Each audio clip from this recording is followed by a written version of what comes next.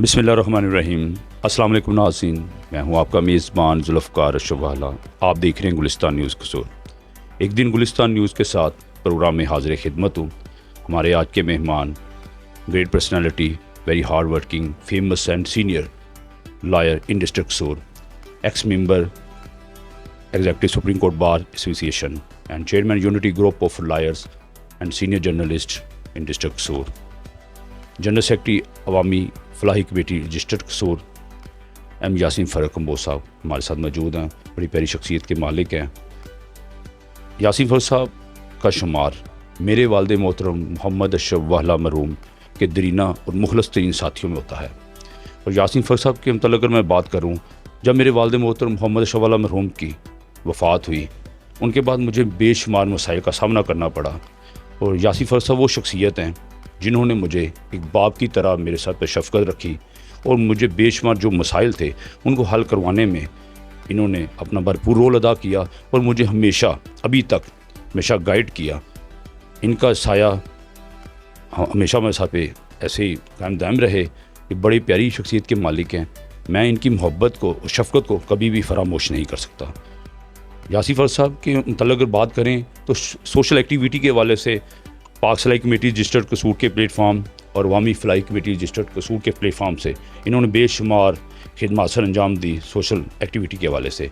और सहाफ़त के अगर हवाले से बात करें तो कसूर प्रेस क्लब में भी जब इलेक्शन होते थे प्रेस क्लब कसूर के, उनमें भी चेयरमैन एक्शन कमेटी का भी रोल अदा किया और हमेशा साफ़ियों को एक प्लेटफार्म पर इकट्ठा करने में इनका बड़ा रोल रहा है। और लायर के हवाले से अगर बात करें तो कसूर नहीं, पाकिस्तान में यासीन फ़ारूक साहब का एक नाम है। सीनियर लायर हैं, बड़ी प्यारी शख्सियत के मालिक हैं। आज हमारे मेहमान हैं, हम उनसे बात करते हैं। अस्सलाम वालेकुम सर। वालेकुम अस्सलाम व रहमतुल्लाहि व बरकातुहू। सर, सबसे पहले तो बताइएगा आपने अपनी वकालत का आगाज़ कहाँ से किया? मैंने 1989 में लाहौर से पहले अपनी वकालत का आगाज़ किया। मैं पंजाब यूनिवर्सिटी लॉ कॉलेज में टॉपर हूँ। मैं फ़र्स्ट आया था पूरे पंजाब में और इसमें मुझे गोल्ड मेडल मिला था। तो मैंने फिर लाहौर ही प्रैक्टिस शुरू कर दी। वहाँ पे मैं 10 साल स्टैंडिंग काउंसलर रहा हूँ गवर्नमेंट की तरफ से, और मैं 5 साल तक एडिटर रहा हूँ पाकिस्तान लॉ जर्नल का, जो सबसे बड़ा रसाला है जो मंथली छपता है और जो पंजाब बार काउंसिल जो है इसको छापती। मेरा ज़िला कसूर में वाहद लायर हैं जो ex member executive supreme court bar association मंतखब हुए थे। इसके अलावा तो कोई नहीं। हाँ, मुझे ये फ़ख्र हासिल है इस बात के कि कसूर बार के मेंबर की हैसियत से, कसूर बार का वोटर मेंबर की हैसियत से मैं सबसे पहला और आखिरी अब तक मैं ही इस हुआ हूँ। तो member executive supreme court bar association में मुंतखब हुआ था। और मैं इस बात में इजाफा करता हूँ कि पहला लायर हूँ जो कि advocate on record in supreme court of Pakistan की हैसियत से काम कर रहा हूँ इस वक्त भी। सर, एक अच्छा लायर बनने के लिए क्या क्वालिटी एक अच्छे लायर में होनी चाहिए? अच्छे लायर की सबसे बड़ी क्वालिटी यह है कि वो तालीम जो हासिल करने के बाद जब लायर लॉ की तालीम हासिल करता है, उसके बाद जो लॉ का जो लेटेस्ट लॉ जो आता है किताबों में, उसके इल्म में इजाफा करता है।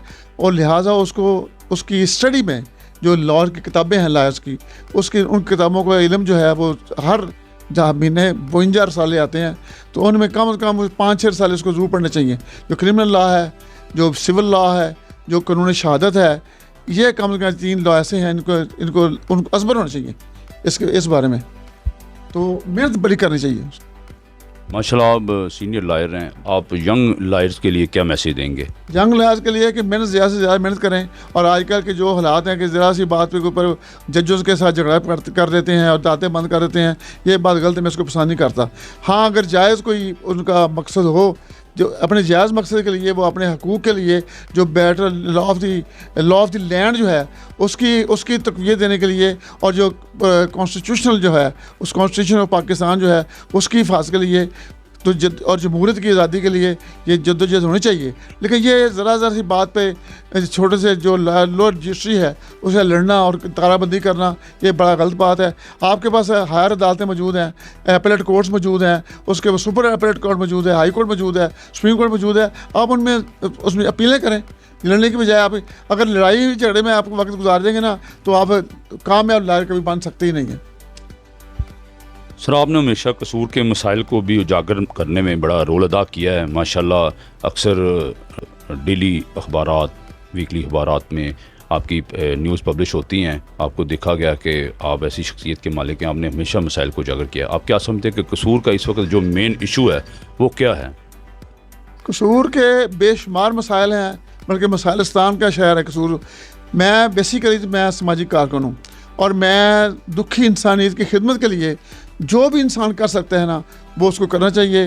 अल्लाह ताला ने कुरान पाक में फरमाया है, वास्तिनु इन्नल्लाह युहिब्बुल मुहसिनीन, तुम में से वो बेहतरीन आदमी है जो लोगों के ऊपर एहसान करता है।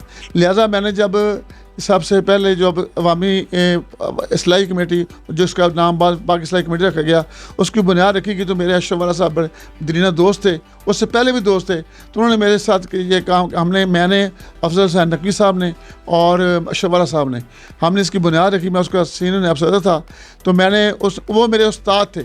समाजी मैदान में कसूर के जो समाजी मैदान है उसमें दुखी इंसानी की खिदमत के लिए जो बेशुमार खिदमत हैं अशरफ वाला साहब की, मैं उनको ज़बरदस्त खराज तहसीन पेश करता हूँ। बल्कि वो मेरे उस्ताद हैं इस मामले में, समाजी खिदमत में मैदान में।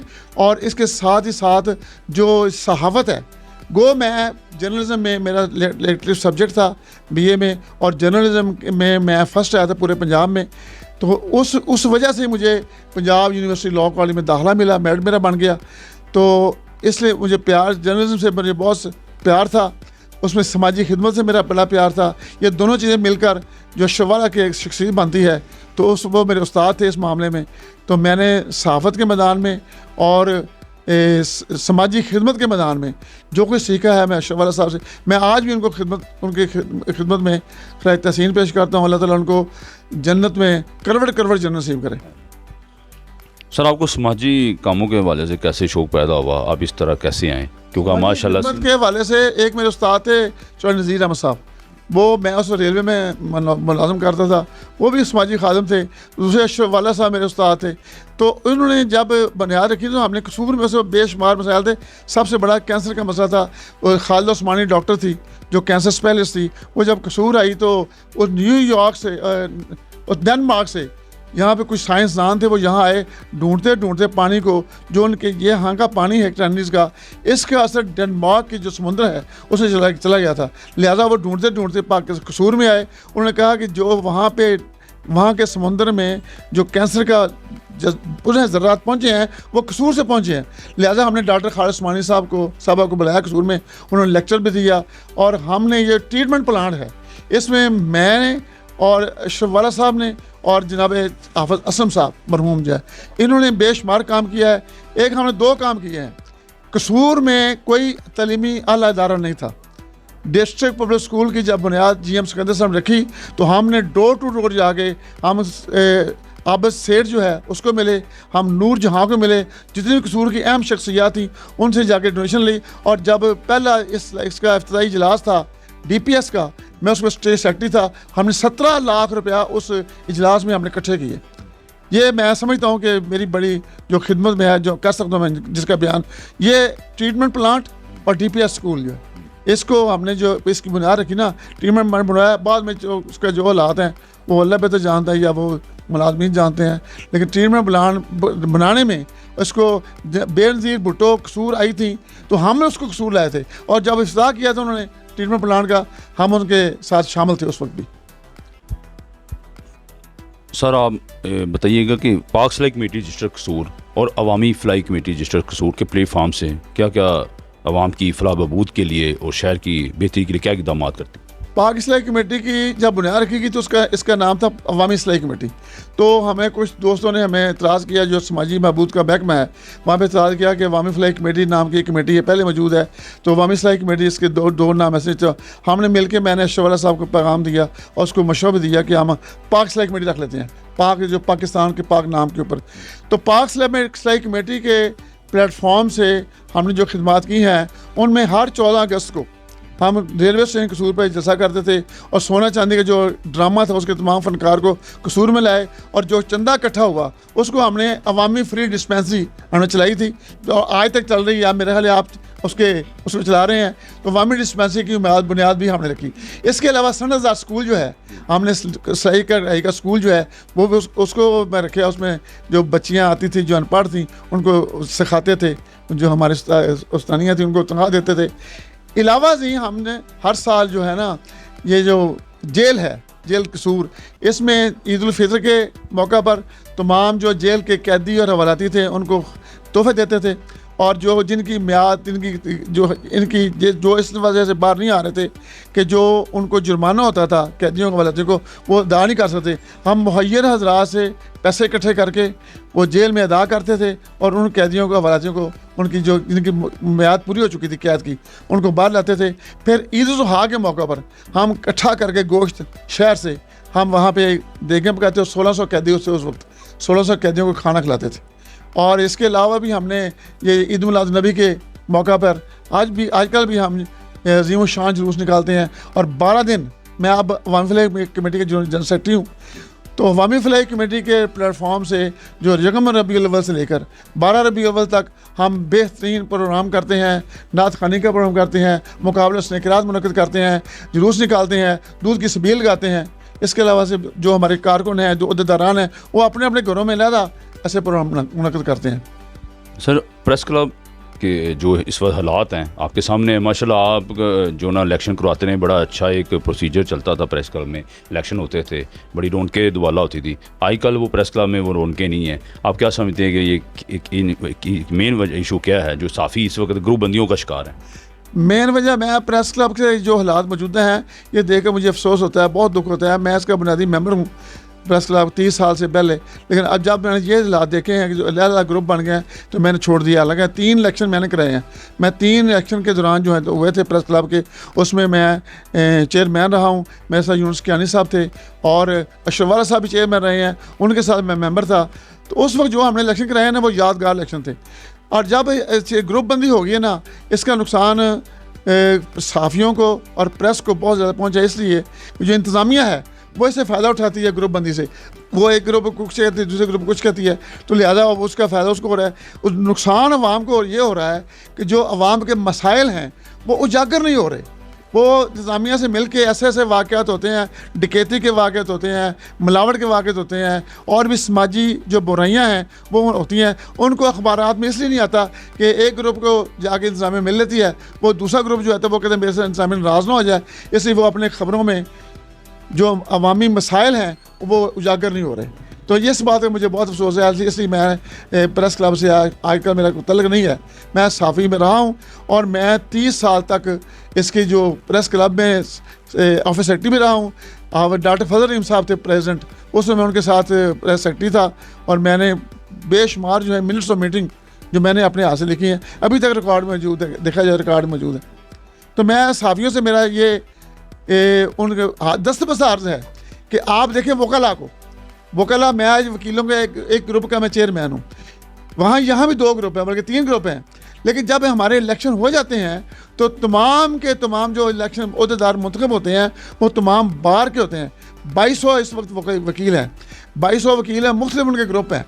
लेकिन जब इंतखाब हो जाता है तो अगले दिन चार्ज को तकसीम हो जाता है, चाय ले लेते हैं, तो उस वक्त तो वो तमाम बार के नुमाइंदे होते हैं। आज हड़ताल है, मैं मिसाल देता हूँ, आज हड़ताल है, आज प्रेसिडेंट ने और सेक्रेटरी ने ऐलान किया है आज हड़ताल है, लेकिन आप जाके अदालतों में देखें किसी ग्रुप का बंदा भी नहीं पेश हो रहा, तमाम हड़ताल को ओबे कर रहे हैं। इसलिए मेरा उनसे भी दस्तबस अर्ज़ है, साहब मेरे दोस्त हैं, क्योंकि मुझे प्यार है सहाफ़त से, मैं जर्नलिज्म मेरा फेवरेट सब्जेक्ट है, तो मैं उनसे गुजारिश करता हूँ कि आप एक ऐसा कोई माहौल पैदा करें कि इंतखाब हो जाए। इंतखाब बड़ा ज़रूरी है, इंतखाब होने के बाद जो भी मुंतखब हों उसकी सारी पैरवी करें, उसकी तमील करें, और जो नुमाइंदे मुंतखब हों वो तमाम प्रेस क्लब के नुमाइंदे हों, वो एक अपने ग्रुप के नुमाइंदे ना हों। सर, आप मेरे वाल साहब के बड़े दरीना और मुखलसीन साथियों में आपका शुमार होता है। जिस तरह की मेरे वाल साहब ने सहाफ़त की आपके सामने है, उनकी सहाफ़ती व समाजी खिदमत के हवाले से आप क्या कहेंगे? जनाब अशरफ वाला साहब जो है ना जी, मेरा दिल खून के आंसू होता है उनको याद करके। वो मेरे अजीम उस्ताद थे, अजीम आदमी थे। उनके बचपन का यहाँ तक वाक़या है कि दर्द भर, इतने उनके दिल में अवाम का मसाइल का दर्द भरा हुआ था कि स्कूल से जब अचानक गायब हो जाते थे तो टीचर से पूछते थे कि आप किधर गया थे, उनके मैं जरा जी एक मसला वहाँ हो गया था, मैं उसको देखने गया था कि मसला क्या, उसका हाल क्या है। तो ये उनकी हालत थी। अवामी फलाही कमेटी के वो जनरल सेक्रेटरी रहे हैं, श्री अशरफ वाला साहब ही, वो कोई ऐसे इख्तलाफात पैदा हो गए, उन्होंने अपने जमात की बुनियाद रखी, उसमें मैं बुनियादी मेंबर था। तो अवामी इसलाही कमेटी पे, पाक इसलाही कमेटी के प्लेटफॉर्म पे उन्होंने जिसको और जब तक वो ज़िंदा रहे हैं, उनके आखिरी दम तक उनके जो दर्द था ना, वो APP के नुमाइंदे थे। कसूर के सहाफ़त के वो, मैं उसको चेयरमैन मानता हूँ, बाबा सहाफ़त मानता हूँ। कसूर में जो सहाफ़िज़ हैं, मेरे भी वो उस्ताद थे। खबर मुझे नहीं पढ़नी आती कि मैं कर जंग की खबर देखनी कैसे ढूँढूँ, उसने मुझे खबर का सीखना लिखना सिखाया, खबर पढ़नी सिखाई, खबर ढूंढनी सिखाई। तो मैं इन तमाम बातों के ऊपर वो समाजी कारकुन भी थे, बेहतरीन सहाफ़ी थे और समाजी रहनुमा भी थे। उन्होंने बहुत बहुत मीटिंग अटेंड की, उनको बड़े अवार्ड मिले, उनकी वजह से मुझे भी बड़े अवार्ड मिले। तो मैं आज भी उनको ज़बरदस्त खैर पेश करता हूँ और मैं दुआ गो हूँ कि जो उनके बरखुरदार हैं आप ज़ुल्फ़िकार अशरफ वाला साहब, ये उनके बिल्कुल कदम पे कदम रख के, कदम ब कदम उनके जो हैं वो उनकी पैरवी कर रहे हैं। अल्लाह ताला आपको और दे ज़ोर कलम और ज़्यादा, तो आप भी उनके आप फलें फूलें और आपका जो जरीदा है ये गुलिस्तान न्यूज़ और ये अफजल गुलिस्तान है और ये जो आपने निकाला है इसको भी तरक्की मिले। मैं सब दोस्तों से गुजारिश करूँगा, अपने दोस्तों से, कि इनके मेंबर बनें, इनको सब्सक्राइब करें और इनको आपसे ज़्यादा से ज़्यादा आपको ये इनका तरक्की करने का मौका मिले। सर, अब मैं गुलिस्तान न्यूज़ चैनल स्टार्ट किया 2.5 माह हुए हैं। पहले माशाल्लाह 34 साल से अखबार के साथ मुंसलिक थे। आप क्या समझते हैं कि जो मौजूदा दौर है सोशल मीडिया का, इस वाले से गुलिस्तान न्यूज़ जो चैनल हमने कसूर से स्टार्ट किया यूट्यूब चैनल, आप इस वाले से क्या कहेंगे? सोशल मीडिया के वाले से ये आपकी बात ठीक है कि गुलिस्तान न्यूज़ आला काम कर रहा है, लेकिन मैं एक बात पहले भी भूल गया था। मैं आपके जो वालिद साहब थे अशरफ वाला साहब, उनका सबसे जो क्रेडिट उनको जाता है वो ये है कि वो ज़र सहाफ़त बिल्कुल आज़ाद रहे। आपकी भी ये कोशिश है। अफसर गुलिस्तान में अगर वो ज़र सहाफ़त को छापते ना, तो आज वो बहुत बड़ा अखबार छापते। इसलिए उनको मैं खराज में कि ज़र सहाफ़त से हमेशा दूर रहें, ब्लैक मेल से हमेशा दूर रहें। आप ब्लैक में ये वादा करें मेरे साथ भी और अपने ओहदे के साथ भी कि एक जर्द सहाफ़त से दूर रहेंगे, एक ब्लैक मेल से दूर रहेंगे और दूसरा ग्रुप में नहीं आएंगे। आप गैर जानदार होकर, चाहे वो PTI है, चाहे वो मुस्लिम लीग है, चाहे वो पीपल्स पार्टी है, चाहे तहरीक अल-बैक है, आपने जो जिसके ऊपर जुल्म हो रहा है उसकी खबर छापने की जुल्म हो रहा है और जो जालिम है उसके खिलाफ जिहाद करें। और ज़र सहाफ़त बिल्कुल छापी ना। ज़र सहाफ़त का चंद दिनों में, कुछ दिनों के लिए मुकाम बन जाता है, तो पैसे कमा रहा है बंदा, लेकिन उसका अंजाम बुरा है। आफ्टर एंड जो है उसका जो है ना वो बुरा है। मैं आपको भी खराज तहसीन पेश करता हूँ कि आप उनके कदम पे ऊपर पैर रख के चल रहे हैं। तो आइंदा भी आप, अल्लाह ताला आपको इंशाअल्लाह जो किस्मत मिलना है वो तो मिलना ही मिलना है। इसलिए आप उनके कदम पे कदम रख के काम करेंगे तो उनके अभी तक जो है, अभी भी उनको लोग याद करके रोते हैं। मैं भी उनको जब याद करता हूँ तो उनको रोता हूँ, उनको खराज तहसीन पेश करता हूँ, उनको इसारे सवाब के लिए इंतज़ाम करता हूँ। तो आप भी ना उनके, ये भी उनका इसारे सवाब है कि अब अगर आप ज़रा सहाफ़त दूर रहेंगे और इस्लामिक सहाफ़त और उसके अलावा आपका अखबार जो है उसमें इस्लामी बड़ी अच्छी बातें छपती हैं, तो और उसके अलावा जो ब्लैक मेलिंग वाली सहाफ़त है उससे दूर रहेंगे तो आप तरक्की करेंगे इंशाअल्लाह। जी सर, ऐसा ही है। मैं भी की वफ़ात के बाद मसलन कि अरसा कोई 6.5 साल हो गए हैं, उनकी तरह ही कोशिश कर रहा हूँ सहाफ़त करने की और ये ज़र सहाफ़त से बिल्कुल दूर हूँ और ऐसे सहाफ़ियों के साथ मैं अटैचमेंट भी नहीं रखता, मिलता भी नहीं। अपने अखबार को भी साफ़ सुथरी सहाफ़त, ज़्यादा से ज़्यादा ज़िला कसूर के मसाइल को उजागर करने में अपना रोल अदा कर रहा हूँ। और चैनल बनाने का मकसद भी यही है कि जिस तरह सोशल मीडिया का दौर है, आप जिस तरह मैं अखबारात में मसाइल को उजागर कर रहा हूँ, अपने चैनल पर भी मैंने पिछले दिनों शफ़ी वाला चौक में, आपको पता होगा कि उधर मेन नाले पे ओपन नाले थे, जंगले नहीं लगे हुए थे। मैंने जब चैनल स्टार्ट किया, उधर इलाका के लोगों ने मुझे कहा कि आप ये प्रोग्राम करें। सबसे पहले मैंने वो प्रोग्राम किया।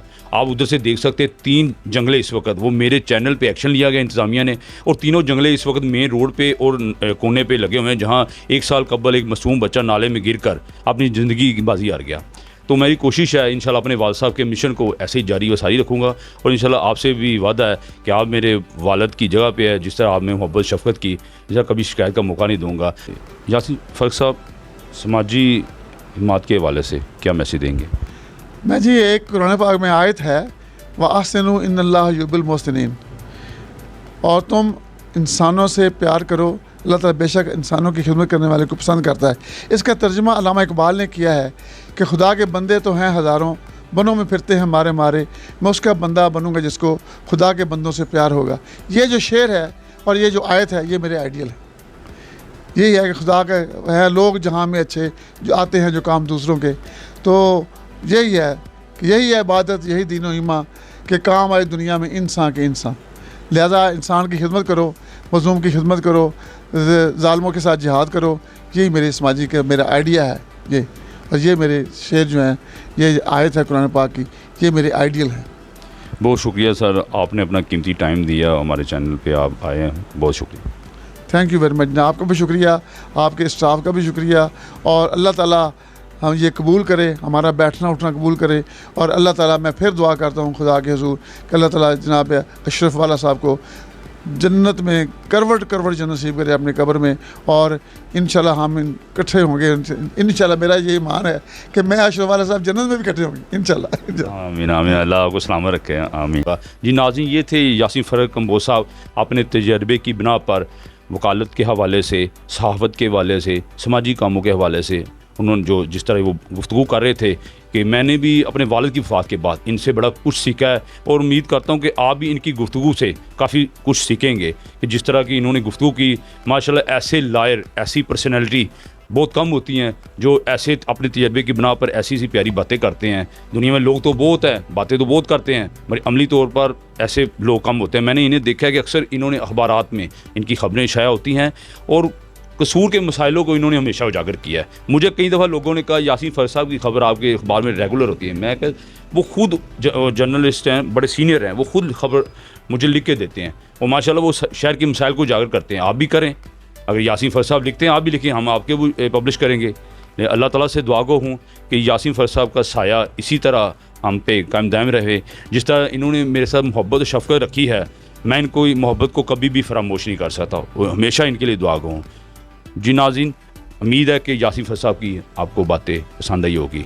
हम इंशाल्लाह ऐसी प्यारी शख्सियात अपने चैनल पर लेकर आएंगे। हमारे चैनल को सब्सक्राइब करना ना भूलिएगा। अल्लाह हाफिज़।